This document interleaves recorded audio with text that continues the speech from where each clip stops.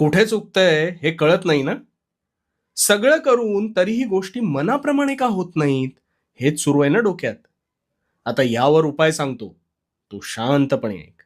आणि हो, नुसता ऐकू नकोस, तो कृतीत सुद्धा आण.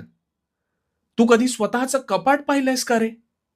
आता तू म्हणशील, ते मी रोजच पाहतो, त्यात काय? अरे त्यातूनच आता तुझ्या मनातले प्रश्न सोडवतो बघ. ते जे तुझं कपाट आहे, ते प्रचंड भरलेलं असेल ना? पण कधीतरी त्यातल्या नको असलेल्या गोष्टींचा विचार केलायस का? नाही. निव्वळ ते कपाट भरण्याच्या मार्गावर तू आहेस. हो की नाही?